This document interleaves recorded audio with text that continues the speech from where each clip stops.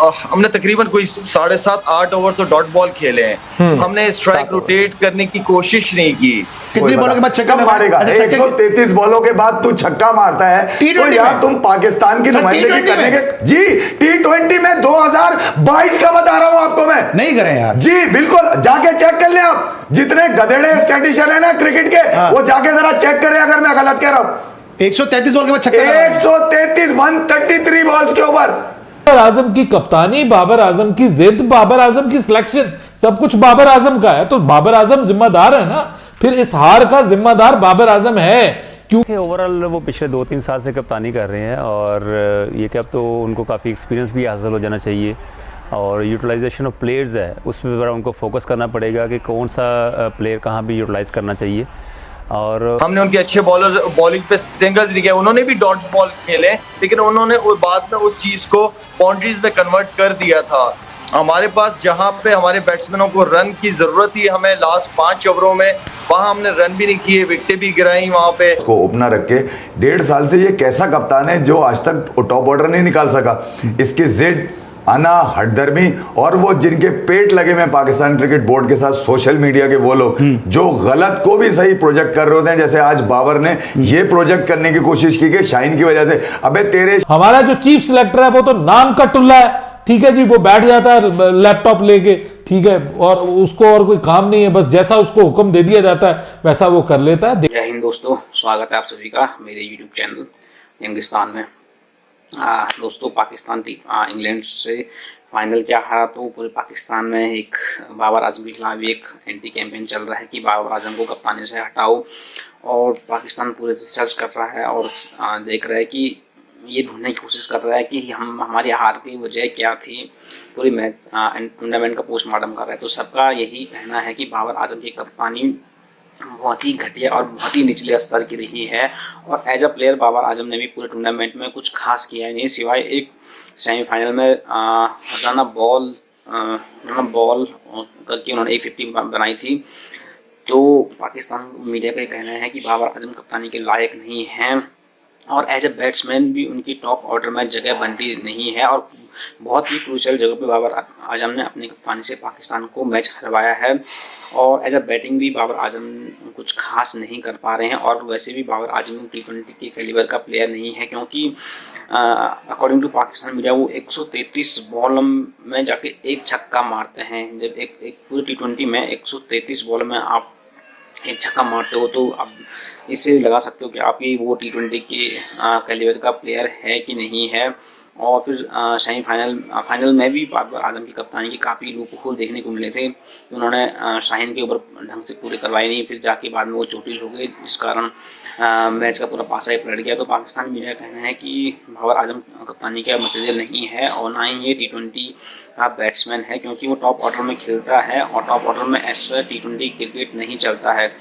तो आज जगह पाकिस्तानी मीडिया ने देखने के लिए शुरू करते हैं ये वीडियो। तो नहीं कहूँगा, इसलिए कि मैं समझता हूँ कि ठीक है, पिच थोड़ा सा बॉलर्स को हेल्प कर रहा था, लेकिन हमने तकरीबन कोई 7.5-8 ओवर तो डॉट बॉल खेले हैं। हमने स्ट्राइक रोटेट करने की कोशिश नहीं की। हमने उनके अच्छे बॉलर बॉलिंग पे सिंगल्स नहीं किया, उन्होंने भी डॉट्स बॉल खेले, लेकिन उन्होंने बाद में उस चीज को बाउंड्रीज में कन्वर्ट कर दिया था। हमारे पास जहां पे हमारे बैट्समैनों को रन की जरूरत थी, हमें लास्ट 5 ओवरों में वहां हमने रन भी नहीं किए, विकेटें भी गिराई वहां पे।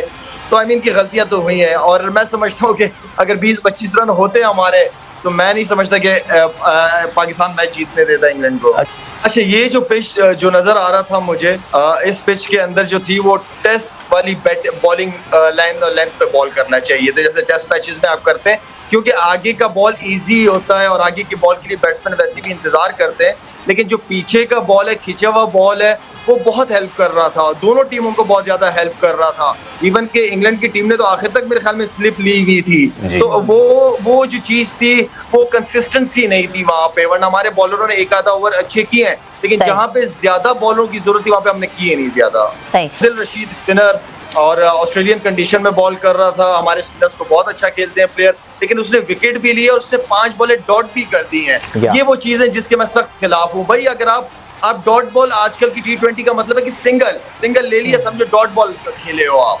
तो आई मीन के इतना तो नहीं होना चाहिए कि एक स्पिनर गेम कर रहा है और आप उसको आउट भी हो जाओ और उसी ओवर में बॉले भी खेलो। ये वो इंटेंशन है जिसके मैं टोटली अगेंस्ट हूँ। ये वो चीजें हैं जो इंग्लिश प्लेयर्स के अंदर नहीं है। उनका माइंड सेट बहुत क्लियर है, 2 आउट हो 3 आउट हो उन्होंने खेलना है, क्रिकेट पॉजिटिव ही खेलनी है।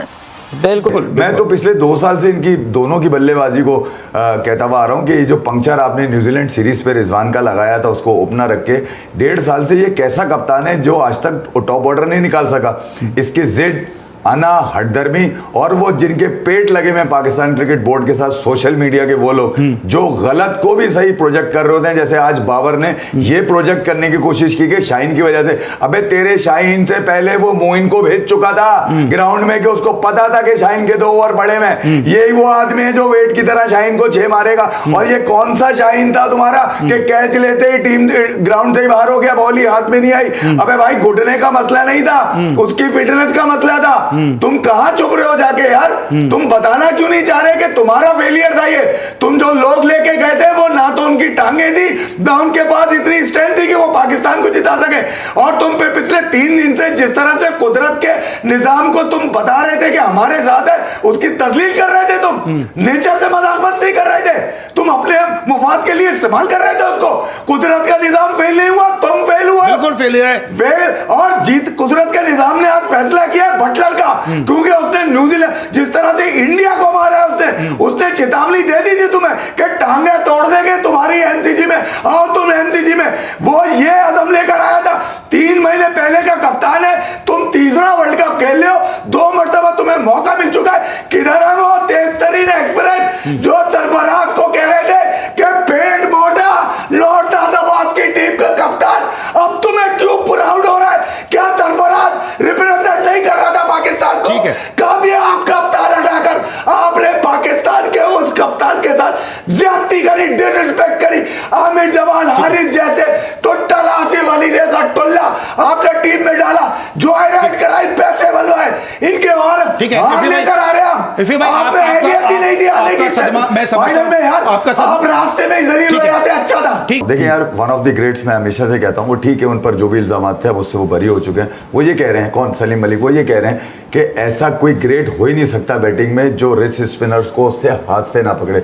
बाबर की सबसे बड़ी कमजोरी है, वो अपने आप को ग्रेट कहते हैं। आदिल रशीद ने एक्सपोज कर दिया उनको आज के भाई उनके पास शॉट्स ही नहीं है, वैसे भी नहीं है। मगर मैं एक बाबर आजम के खिलाफ नहीं, खुदा ना खास्ता किसी को लगता है कि कई दफा आउट हुए, बाबर रिस्पॉन्सिबल, गूगली उनको रीड ही नहीं होती, कभी नहीं होती। अच्छा, बाबर के मैं खिलाफ नहीं हूँ, बाबर पाकिस्तान को सर्व करता है। मैं इससे पहले भी कह चुका हूँ कि बाबर को जो यूटिलाइजेशन थी वो ये थी कि यार 144 के स्ट्राइक रेट पे वो पिछले कप्तान के अंडर खेल रहा था और बाबर को वो सूर्या बना देता। अगर वो अब तक होता तो बाबर शायद अपने आप को चेंज देखते। मगर दो अहम बातें मैं अली मैं यहाँ करता चलूं। देखिए यार, जब आपको ये आसानी होगी ना कि हम पूरी एफर्ट कर रहे हैं, जब आपको ये आसानी होगी कि हमारे हाथ में तो एफर्ट है, विनिंग और लूजिंग गेम का हिस्सा है, हम सीख रहे हैं, तो यार फिर तो आसानी है ना। आप अगर 4 दिन काम पे नहीं आएंगे ना, आप जॉब कर रहे हैं, आप 4 दिन काम पे नहीं आएंगे ना, या तो आपको निकाल दिया जाएगा, बिल्कुल सही, या फिर आपकी अकाउंटेबिलिटी होगी परफॉर्मेंस पे। जब आपको सारे मंजन चल रहे हैं, आपके खाने पीने चल रहे हैं, हमें नहीं पता है तुम ड्रामे कर रहे हो, हम नहीं जानते कि तुम ये जानते हो कि 12 घंटे के बाद सब भूल जाएंगे,